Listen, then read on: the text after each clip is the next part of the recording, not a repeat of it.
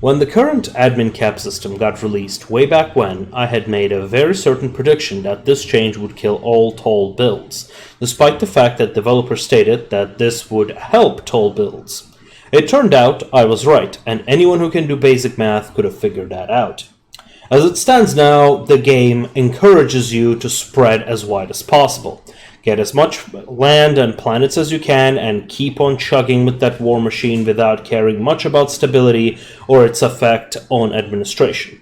You would think that they're known for making map painting simulators. Just imagine, you're a space bureaucrat, a governor, for example. A war occurs and now you are managing about 50 billion people.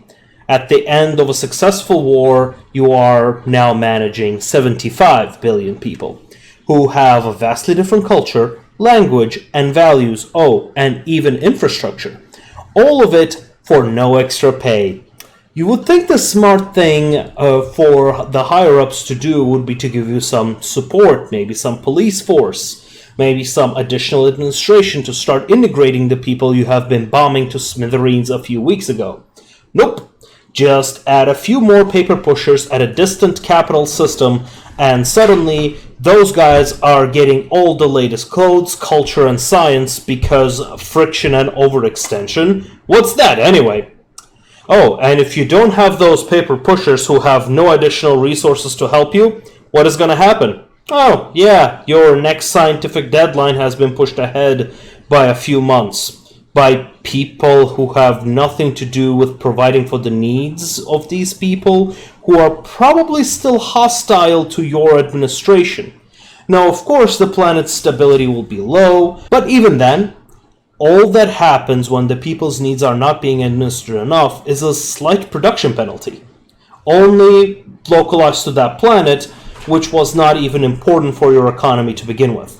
So, in light of this, sane mechanics would probably have you take time and effort in incorporating these people and fight back against any insurgency, help informing those people and have them be cooperative and productive members of your society. Or if you don't do that, the best case scenario, they would become all criminals and they would spread even more insurgency and terrorism among the rest of your planets. But in Stellaris, nope, just ignore that. Make sure the stability is about 15% and keep that war train chugging. And even then, the worst thing that usually happens is that they start believing some other ethics, which is not that big of a deal. Yeah, managing ethics is not really a factor. The difficulty in managing these smaller factors used to be that you would get penalized increasingly higher for running a sprawling empire that your governmental system simply could not support. Sure, there were policies that could increase that capacity, but running an ever-growing war machine was and should be a recipe for disaster without an integration mechanic. Right now we have an integration mechanic for vassals, but not for newly conquered lands.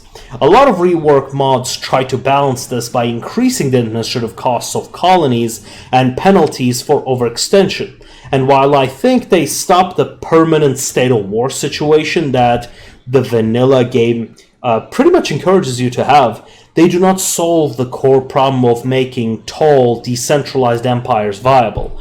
The way this used to be made viable is by having a limited amount of administrative capacity, which meant if you want to grow, well, you have to bite the bullet and suffer those penalties.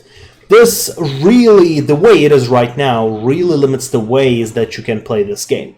If you look up my Toll Overlord strategy video way back when, years ago, you will see what I mean.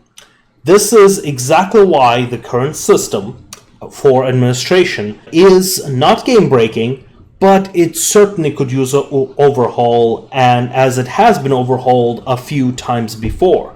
Even a return to the previous version would be an upgrade and allow for tall builds to emerge, and yeah, just add more variety to the game. Make it a little bit different than your run-of-the-mill 4X games.